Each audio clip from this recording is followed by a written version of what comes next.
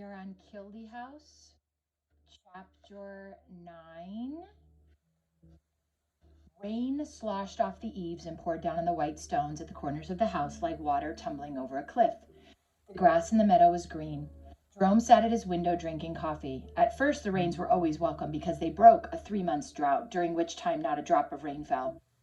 During the dry season, every plant dried up except the desert perennials, which had learned to get along with very little moisture. Jerome listened to the rain on the roof. He sighed deeply. If only there would be some thunder.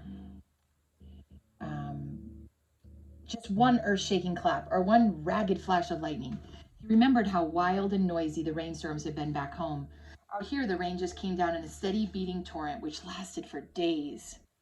Here it was going on Christmas, and everything was just lush and green and wet. It was hard to imagine the jingle of sleigh bells, or to recall the picture of fields piled high with snow, or naked trees lifting bare branches to a gray sky. It was hard to generate any Christmas spirit, but he did have it, and it was the first time he had ever felt it since he was a boy at home. We keep getting this sliding.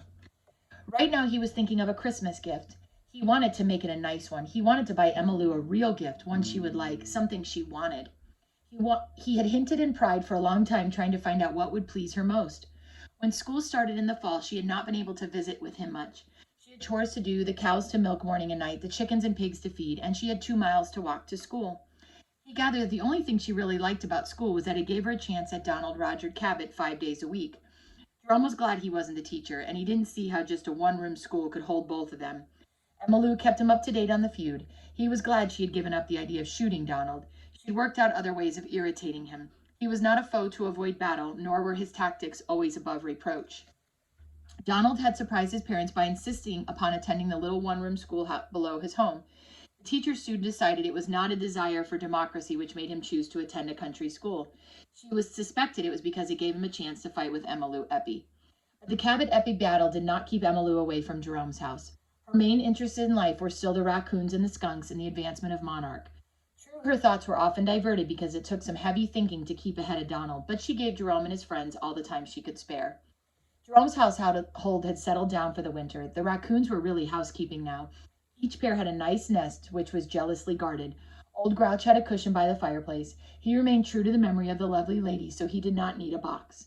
The little skunks had all grown up, but they still lived under the house with Mama and Papa. They were a very happy family and came in for a frolic every night. Monarch had set off to see the world, at least the part of it guarded by the Pacific fog banks. He roamed the lush meadows and spent many hours in the green twilight of the big woods.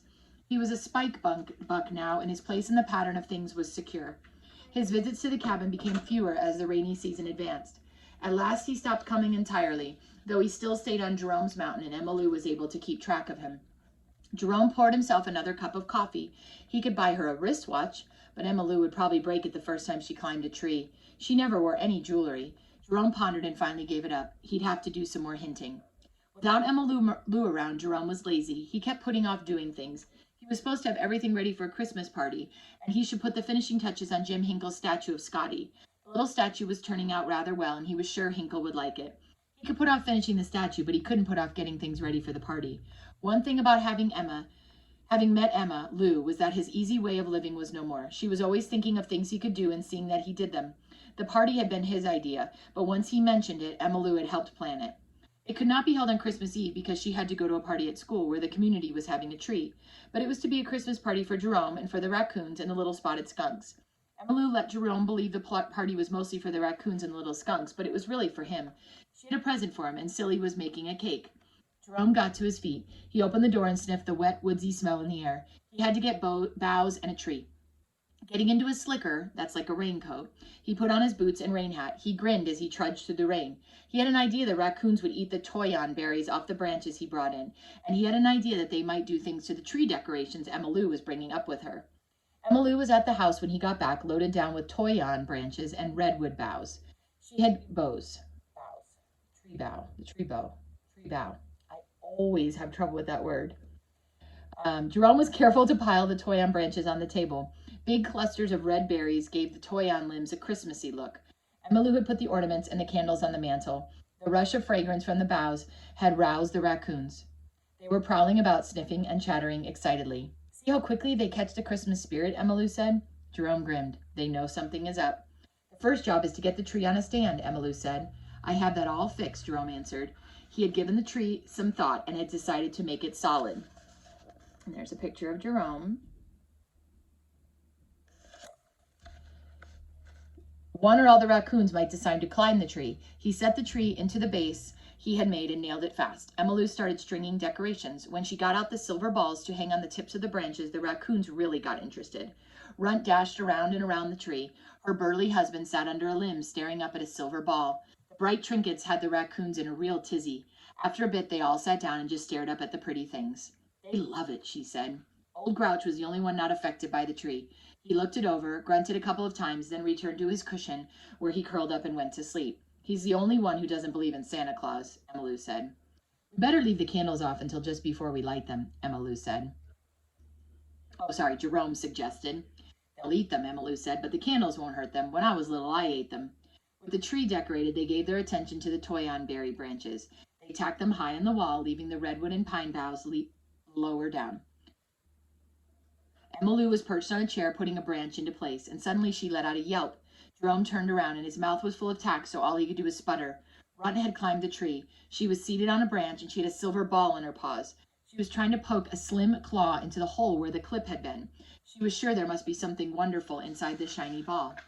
Emmylou hopped off the chair. Runt saw her coming and knew she was after the silver ball. She slid out of the tree and scooted for the door, clutching her prize. Tinfoil streamed out behind her and waved from her tail.